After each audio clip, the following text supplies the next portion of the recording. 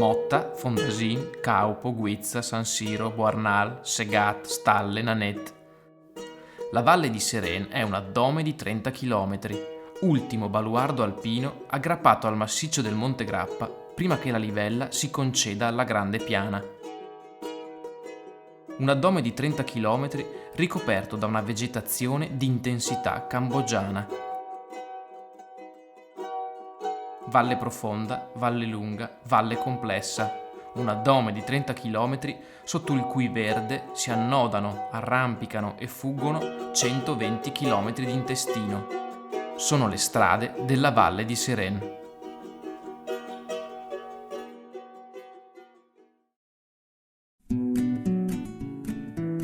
Danilo, valligiano di denominazione di origine controllata, con le radici alle scarpe e il sapere tra le mani, quelle strade le ha prese a cuore.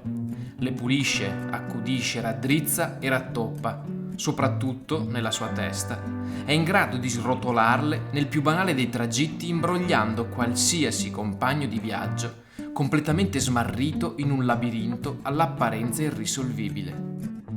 Siamo nella valle del silenzio, dicono, e siamo un po' fuori del mondo anche perché basta sentire cosa c'è intorno, insomma non si sente nulla. Navigatore della valle e navigatore di se stesso, Danilo, mentre mastica una curva, indica un fogliarol, tipica costruzione locale, con il tetto ricoperto da fasci di rami di faggio.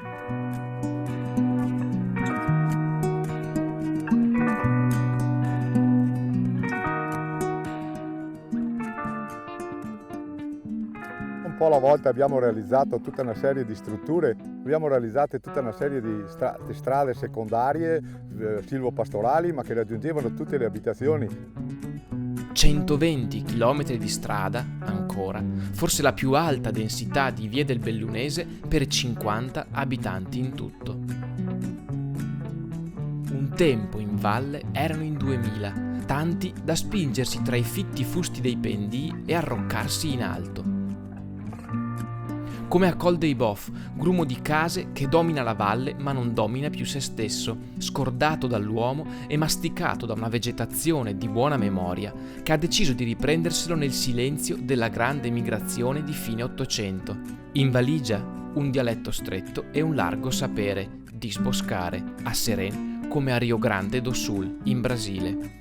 Boff come Leonardo Boff, grande teologo brasiliano con il nonno proprio di Col dei Bof e la cui casa, oggi, è stata acquistata da Oscar. Sono stato dentro nella Lega Obiettori di Coscienza, nei movimenti per la pace, nell'assistenzialismo internazionale, sono stato in America Latina a lavorare, no? Io adesso voglio vivere quello che ho pensato, che ho imparato nella mia vita, punto e basta.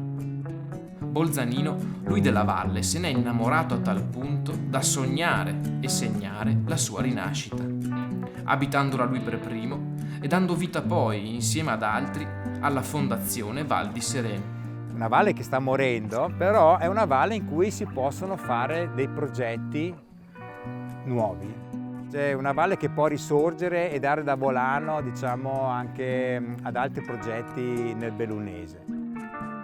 Abbiamo coinvolto l'EURAC, che è l'Istituto di ricerca della provincia autonoma di Bolzano e che si occupa specificatamente di montagna, che hanno costituito un gruppo che ha cominciato a lavorare con gli abitanti della valle. Abbiamo fatto molti incontri con loro, molte discussioni, ponendogli una serie di temi, di questioni su cosa bisogna fare nella valle, quale sarebbe lo sviluppo possibile della valle, come immaginano nella valle fra 50 anni per esempio.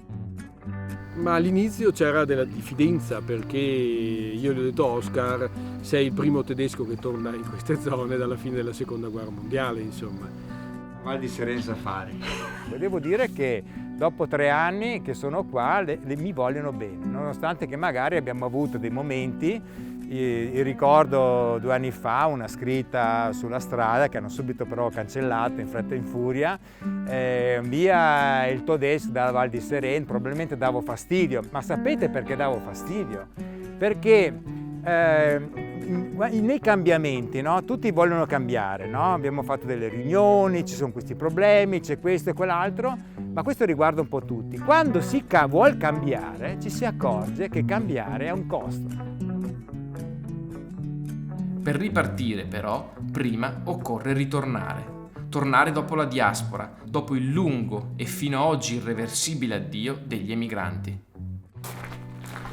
Pionieri del ritorno sono stati Leonardo e Beatrice, di Valstagna lui, di Seren lei. Insieme, negli anni '80, hanno deciso di tornare e ripercorrere quella stessa strada. Ho comprato un pezzo di bosco e poi, guardando la casa, che era una casa ormai diroccata, ho pensato di metterla a posto e di venirci a vivere. Il secondo passo è stato quello di aprire questo bel posto che stavamo realizzando, di aprirlo anche agli altri. Nasce così l'Albero degli Alberi, agriturismo, orto didattico e paradiso animale con un carattere deciso. A Seren lo stemma sul gonfalone del paese omaggia il grappolo d'uva, già padrone incontrastato dell'intero versante sud della valle. Un tempo terra di grappoli d'uva, un altro terra di granate a grappolo. Tante, forse troppe 3 guerre. Tutta colpa sua, di quel Monte Grappa così prezioso e decisivo in 2 grandi guerre bollenti, di cui era il primo grande ostacolo o l'ultima massiccia fortezza, e in una lunga guerra fredda, per la quale è stato custode di missili atomici d'oltreoceano. Elio, recuperante, è ancora qui, solo. Fiero dei reperti che ancora esistono e sconsolato per una valle che, per lui, non esiste più. Vedi qua i bossoli così, dentro la carica, sopra la granata. Partiva quando andava a grappa, partiva a grappa.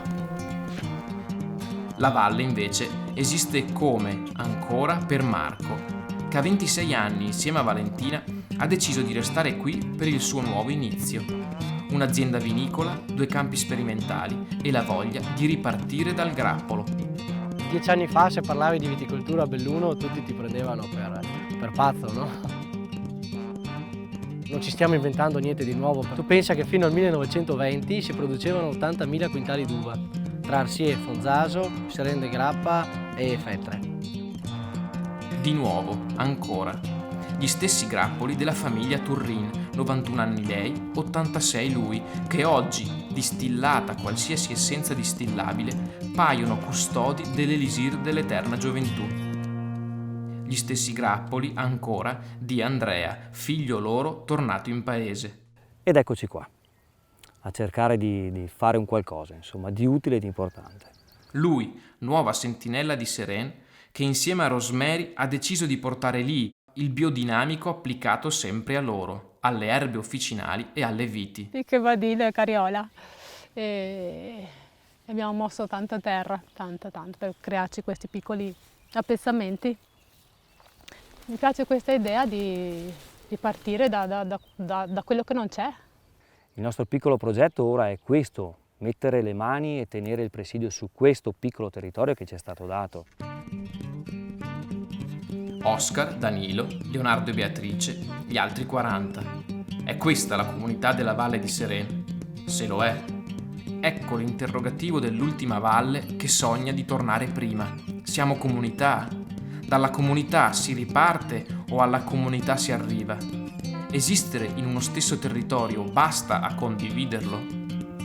Seren è una comunità che si è sgretolata.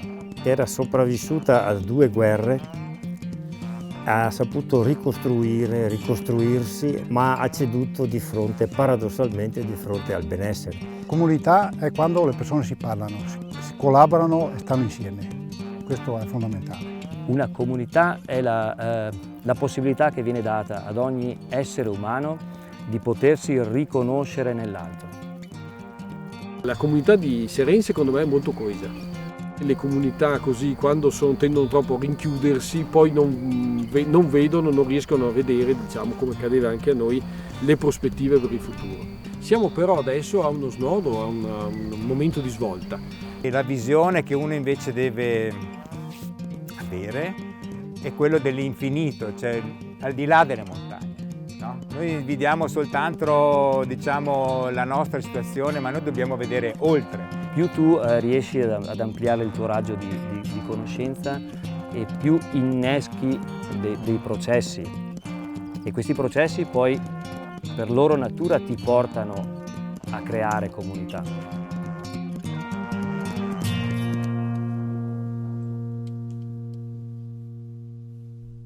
In valle oggi ci si sposa, si inaugura un bar con i dovuti brindisi e ci si interroga, forse in quel suo tipico e infrangibile silenzio che ha fatto innamorare Oscar, sul domani.